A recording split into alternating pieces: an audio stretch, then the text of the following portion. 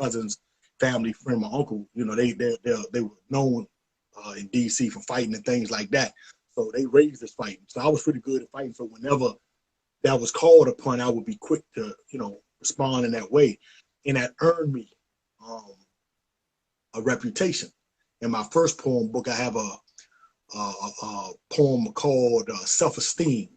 And I explain, you know, what I'm talking about now. Like one of my first fights, I did pretty good. I mean, a major fight, not as a kid just swinging wild. I'm talking about like a boxing type of situation, and I did good. And that earned me, you know, a name. And after that, you want that name to increase. Then I saw people being bullied and stuff like that. So you're not going to do that to me, you know. So I became overly aggressive in the street and wild. But even then, I knew that wasn't me. So I've had it where people that I was cool with could call me and say, man, Khalid, man, I need you. And a lot of people that know me will attest to that. You know, I would be sitting at home looking at television and get a phone call, man, I just got in this situation, man, I need you. And I will run to a go-go and fight someone else's fight.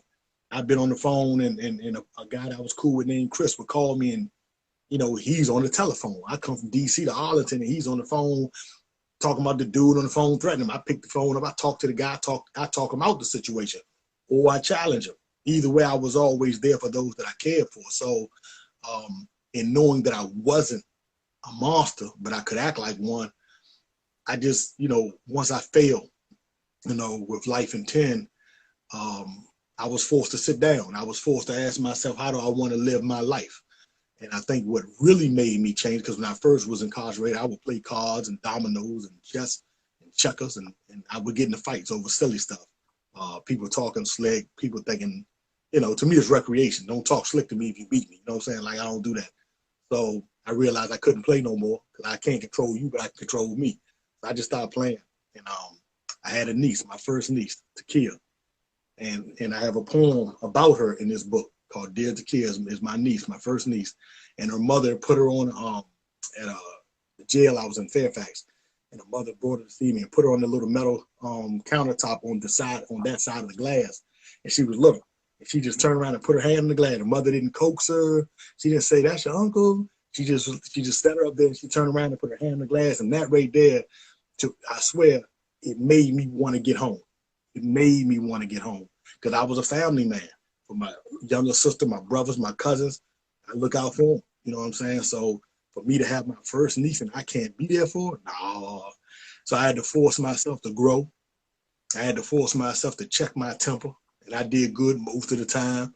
I had to force myself to be humble and to accept the process of evolving, you know, and so that's what made me really become more humbler than I had already been for the most part, is knowing that I had to, one, get home, two, I don't want to live my life like a fool, you know. So with all this experience and all these life lessons, right, what do you teach the youth now that you deal with? Because I see that you're dealing with the youth. What do you teach them? Right, like what is the thing that you're very heavy on them about? I'm pretty sure that you teach them about a lot of things, but what is the main thing you are heavy on them? Like, for example, I heard you talk about like pretty much wanting to be accepted and wanting to be liked.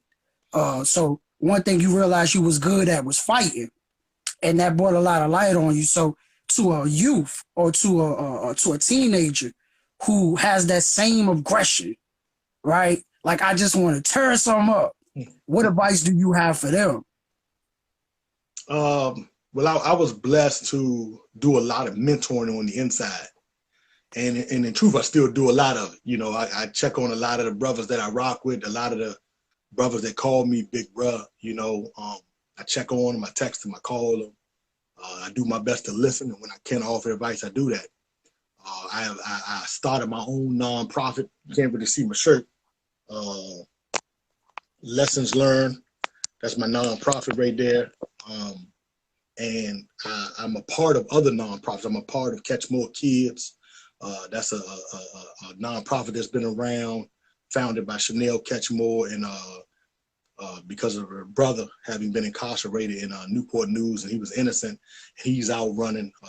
My brother Troy Catchmore, I'm a part of that. I'm a part of Brothers Huddle, um, which is founded in DC by Brother Kareem Muhammad and Brother Frank Muhammad and a few others.